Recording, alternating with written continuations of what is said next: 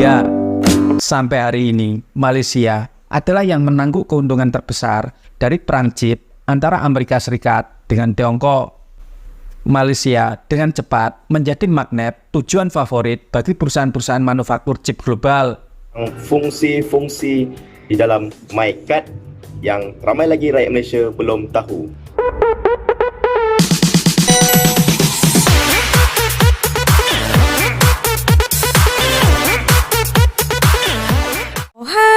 Halo, hai teman-teman, apa kabar kalian hari ini?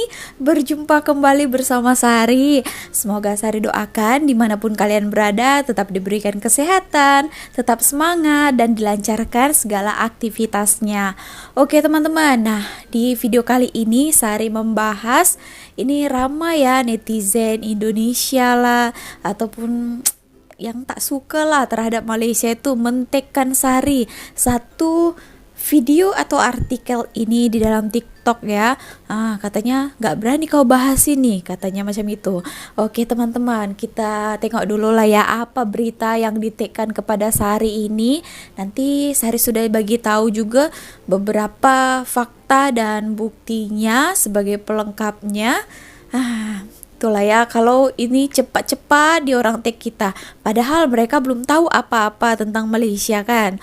Oke teman-teman, kita bacakan terlebih dahulu apa isi artikel ataupun video ini. Nah, ditulis di sini, rakyat Indonesia, Singapura sudah memiliki kad pengenalan digital, Malaysia masih guna MyCard. Sebelumnya itu ada Sari membahas pasal makan siang gratis ya. Ternyata ramai orang Malaysia berkomentar apa ya, yang tidak sepahaman dengan kerajaan politik lah teman-teman, pembangkang katanya. Itu Sari tak mau cakap lah ya, tak mau masuk campur hal-hal politik sangat, tapi kita bahas ya tentang MyCard ataupun IC Malaysia. Nah, ini ada beberapa kenyataan yang dibuat oleh pihak daripada Malaysia ya. Oke, nanti kalian baca sendiri lah ya. Nah, tapi di dalam komentarnya ramai juga ya, orang Malaysia itu, orang Indonesia pun sama juga ya. Nah, karena dipetik nama negara Malaysia, Singapura, Indonesia gitu. Oke, kita bacakan dulu beberapa komentar daripada netizen sebelum kita lanjut ke videonya ya. KTP Indonesia mana ada guna chip. Lepas tu tak perlu digital, MyCard dah okey, tak payah mengejar sangat digital. Sari MyCard Malaysia pun sudah ada chipnya ya, yang pertama katanya di dunia ke atau di Asia macam itu. Nanti kita tengoklah ya buktinya, beberapa informasi apa-apa saja. Katanya Indonesia itu sudah mau membuat KTP digital ya, lalui handphone saja gitu ya teman-teman. Tapi kalau Sari masih pakai KTP elektronik sahaja. Nah, mungkin sana sudah mau diterapkan, tapi mungkin belum menyeluruhkan. Kalau digital ini menurut Sari agak rumit sedikit lah ya. Misalnya ada juga orang, nanti kita tengok ya teman-teman. Mas, sebelum Sari bahas, kita tonton dulu macam mana KTP digital di Indonesia ini yang katanya lebih hebat daripada MyCard gitu ya teman. Kira-kira macam mana? Kita tonton videonya. Buat kamu yang masih nungguin belangko KTP elektronik, mending buang harapan kamu deh. Pasalnya, Dukcapil dan Kementerian Dalam Negeri bakal menerbitkan KTP digital. KTP digital yang bisa diakses via ponsel ini dinamakan Identitas Kependudukan Digital atau IKD dan bakal menggantikan KTP elektronik. Nah, buat kamu yang ingin buat IKD bisa langsung datang ke Dukcapil wilayah masing-masing. Di sana kamu bakal didampingi petugas untuk mendaftarkan diri di aplikasi IKD. Sekali datang, kamu bisa langsung dapat KTP digital. Dokumen kependudukan lainnya seperti kartu keluarga sudah bisa langsung dipindahkan data digitalnya ke handphone. Alasan pengadaan IKD ini dikarenakan terdapat berbagai kendala saat pembuatan KTP elektronik. Mulai dari anggaran yang besar, kerumitan dalam pencetakan, dan beberapa daerah memiliki jaringan internet yang buruk. Pemerintah menargetkan tahun ini 25% atau 50 juta penduduk Indonesia sudah memiliki KTP digital. Wah, gimana nih guys, menurut kamu lebih efisien gak nih? Oke teman-teman, nah itu tadi katanya kenapa dibuat KTP digital ini adalah, sebelumnya KTP itu adalah singkatan kepanjangan kartu tanda penduduk. identity card ya. Nah, dikatakannya kenapa kita tidak menggunakan kartu itu lagi, kartu elektronik lagi, dikarenakan katanya memakan biaya yang cukup mahal ya, daripada pencetakan juga yang rumit. Internet katanya di beberapa daerah pelosok-pelosok itu lumayan tak bagus ya, jadi susah gitu teman-teman. Ya, menuai pro dan kontra ditulis di sini. Terus kalau HP hilang macam mana? Gimana? Disalahgunakan sama orang lain. Apa pemerintah bisa menjamin itu? Katanya gitulah ya. Ada pro dan kontra memang kalau sesuatu baru yang mau dibuat ya gitu ya teman-teman. Oke, kembali lagi tadi katanya pembahasan Malaysia ataupun MyCard ya, Identity Card Malaysia IC biru ya. Nah, tadi soal chip Malaysia. Nah, sebenarnya Malaysia MyCard itu sudah canggih juga ya teman-teman, sebabkan sudah ada chipnya juga ya. Di situ sudah ada data-data diri kita, semuanya sudah ada tertera di sana gitu teman-teman. Setahu Sari, maaf kalau salah kalian boleh tolong perbetulkan. Di Malaysia juga sudah mau diterapkan atau sudah diterapkan itu lesson digital ya, tak perlu pakai card gitu. Tapi itu hari tahun ini kan dimulai. Sari dapat lesson itu tahun lalu, jadi masih berupa pakai kartu lagi. Tapi sudah ada direncanakan juga kan pakai lesson digital. Oke, yang Sari mau tanyakan juga ya, yang menonton video ini baik orang Malaysia ya, itu kalian lebih suka pakai card biasa atau menggunakan digital? Orang Indonesia juga boleh jawab ya teman-teman, disebabkan kalau Sari masih pakai KTP elektronik ya, pakai kartu itu gitu. Jadi kita cakap-cakap pasal chip ya. Itu Malaysia setahu Sari negara pertama di Asia yang memiliki kad pengenalan yang ada chipnya. Oke, di video kali ini ada satu video yang menunjukkan di sini Malaysia pemenang sejati perang chip Amerika versus China. Wow, kedua negara-negara besar yang super power ini.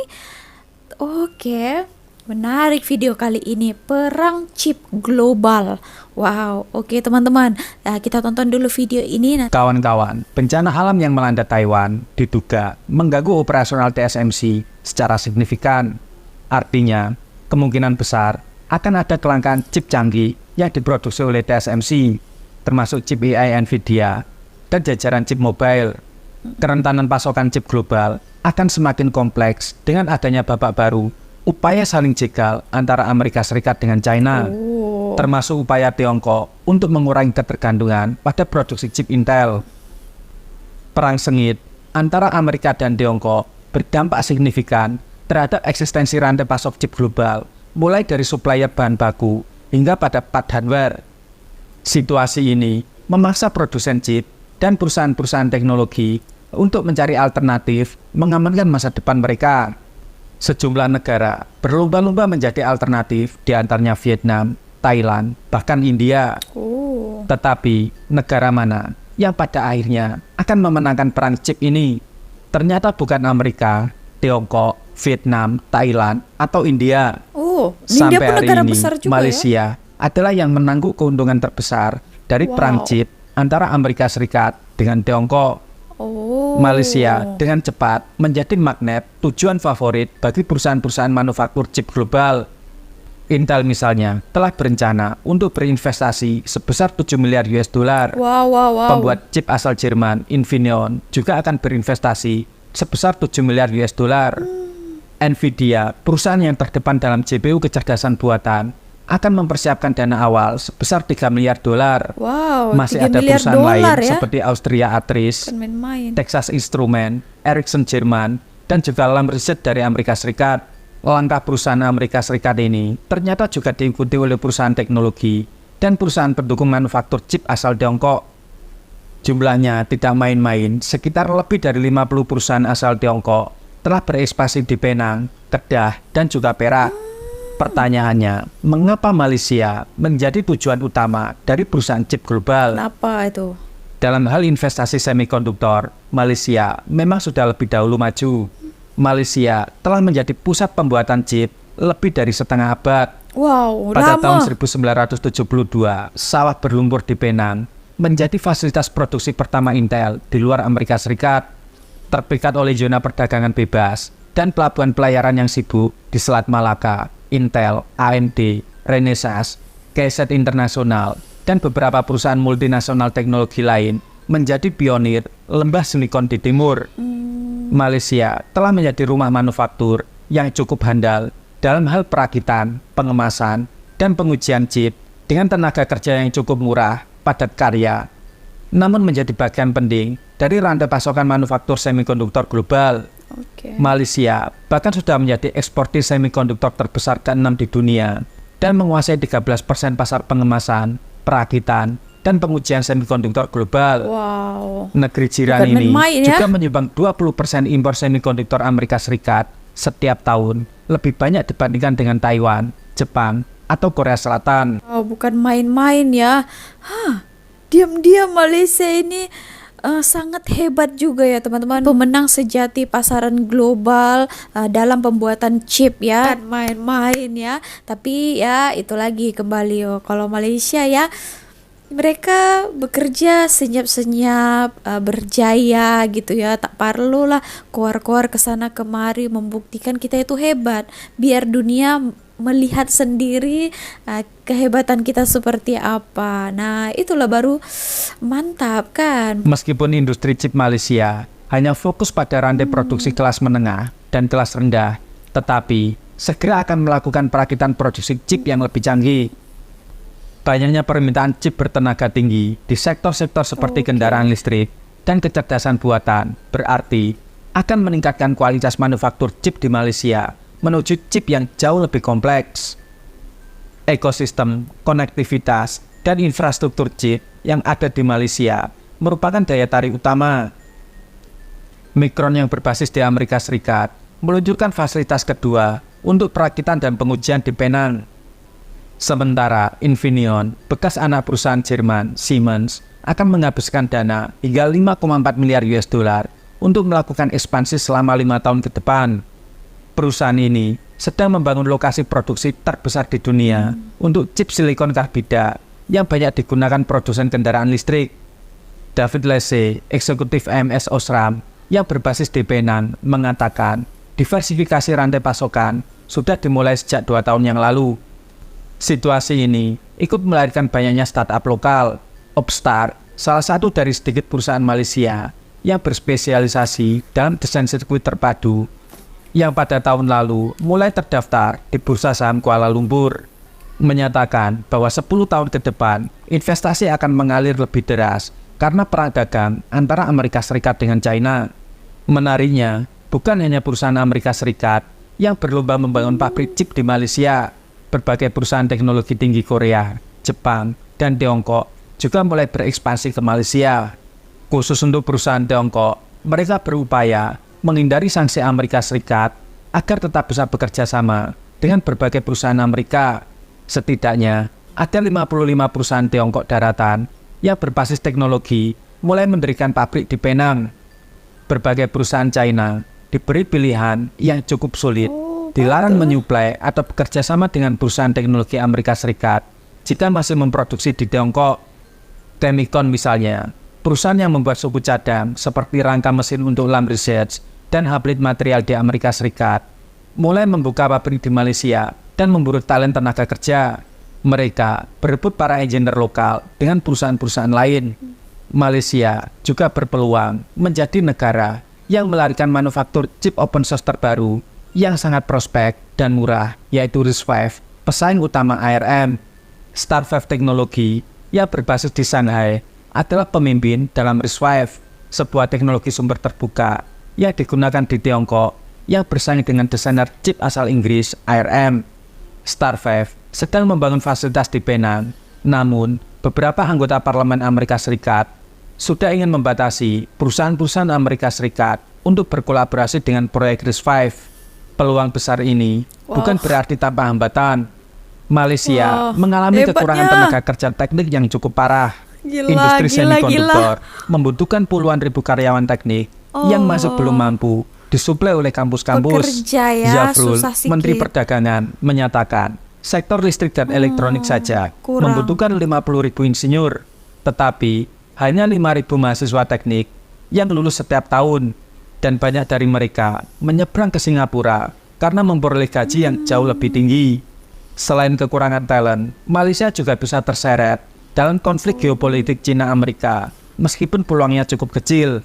Jika Amerika Serikat terus memperluas kriteria sanksi mereka, misalnya dengan memasukkan produk dan peralatan yang dibuat oleh perusahaan Tiongkok yang ada di Malaysia ke dalam daftar terbatas, maka Malaysia mungkin akan melihat cerita yang berbeda. Artinya, masih ada tanda tanya mengenai apa lagi yang bisa dilakukan oleh Amerika Serikat. Tetapi, pembatasan lebih lanjut mungkin akan menjadi kontraproduktif, mengingat kehadiran signifikan perusahaan-perusahaan Amerika di Malaysia. Sambil waspada terhadap ancaman, Malaysia harus fokus secara agresif pada pertumbuhan investasi kelas atas atau akan kalah terhadap persaing regional. Vietnam dan India sedang membangun industri semikonduktor mereka sendiri, seringkali dengan insentif negara yang jauh lebih tinggi dan lebih banyak insinyur yang tersedia. Malaysia bisa menjadi hub teknologi penting yang menghubungkan relasi Amerika Serikat dan juga Tiongkok.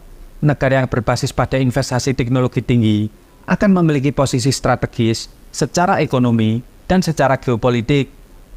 Namun, Malaysia juga memiliki sejumlah besar PR yang harus diselesaikan, yaitu menyediakan tenaga kerja terampil berkali-kali lipat yang mampu dihasilkan oleh seluruh universitas. Selain itu, potensi konflik yang kian menajam antara Amerika Serikat dengan Tiongkok, selain menjadi berkah, juga bisa berubah menjadi ancaman yang cukup signifikan. Oke kawan-kawan, demikian. Terima kasih. Ya teman-teman, nah itu tadi ya sudah kita dengar penjelasan daripada Bapak ini. Nah, tapi tadi PR-nya ataupun kekurangan sedikit itu tentang tenaga kerja ya, tenaga kerja profesional gitu. Tapi kalau tenaga kerja yang buru-burunya itu sudah banyak ya, yang macam kita contohnya lah ya, kerja-kerja kilang itu daripada Indonesia, kerja-kerja yang buruhnya itu banyak daripada negara-negara macam Indonesia, Vietnam, semacam itu. Tapi tenaga profesionalnya ini yang agak kurang sedikit daripada komenan orang Malaysia kan. Kita gantian ya, kita bacakan daripada komentar orang Indonesia pula. Seperti apa tanggapannya mengenai video ini, karena tadi dibahas oleh orang Indonesia sendiri ya. Oke, katanya gini, ya inilah hasil gara-gara ramai warga Malaysia sukses menguasai bahasa Inggris. Ujung-ujungnya banyak pengusaha dan investor Amerika Serikat dan Inggris hadir buat investasi di Malaysia. Nah, bukan hanya itu adalah salah satunya, mungkin ada banyak-banyak sebabnya. Karena saya lihat ya, semenjak akhir-akhir ini saya reaction kan tentang pelabur-pelabur asing itu melabur ke Malaysia. Ramai sekali ya yang masuk ke sini melabur, macam itu hari mau Tesla, apalagi mentor. Makanya itulah IC ataupun KTP Malaysia ada chip buatan Malaysia sendiri, boleh guna di jalan tol, ATM dan semua data pribadi ada dalam chip KTP. Ya, memang betul ya teman-teman. Sari pun tengok IC suami itu di situ ada pakai Tasengo juga ya, ada uang boleh masuk di dalamnya, gitu. Dengarkan, kalau Sari kan belum tahu banyak ya apa saja kegunaan IC di sini. Mungkin ada beberapa tahu, tapi ada banyak yang tak tahu juga. Nah, di sini ada satu video fungsi-fungsi MyCard ataupun IC yang ramai tak tahu. Wow, ramai yang tak tahu ya. So, kita bagi tahu lah ya, mana tahu ada yang penasaran ataupun kalian juga sudah tahu yang sebenarnya kan. Oke, so mari kita tonton video ini. Seperti apa? Cium. Assalamualaikum warahmatullahi wabarakatuh. Salam sejahtera dan apa kabar anda semua? InsyaAllah video saya kali ini saya akan kongsikan tentang fungsi-fungsi di dalam MyCard yang ramai lagi rakyat Malaysia belum tahu. Saya percaya ramai lagi rakyat Malaysia yang ingat MyCard kita itu fungsinya hanyalah sebagai identity card, iaitu IC. Yang mana sebenarnya MyCard kita itu yang warna biru itu sebenarnya ada 50 fungsi di dalamnya.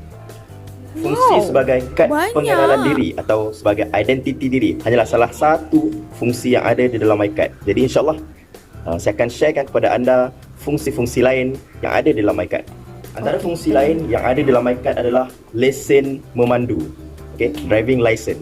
Jadi sebenarnya selepas kita lulus dengan berjaya ambil lesen memandu, data ataupun maklumat, info tentang lesen memandu kita semuanya terkandung dan sudah ada dalam MyCard kita itu. Fungsi MyCard yang seterusnya adalah health information ataupun maklumat kesihatan. Jadi segala info ataupun segala maklumat tentang kesihatan diri kita setiap kali kita mendapatkan rawatan di hospital ataupun klinik Kementerian Kesihatan Malaysia, semuanya ada di dalam MyCard kita itu. Fungsi MyCard yang seterusnya adalah MyCard juga boleh dijadikan sebagai kad ATM. Jadi macam mana?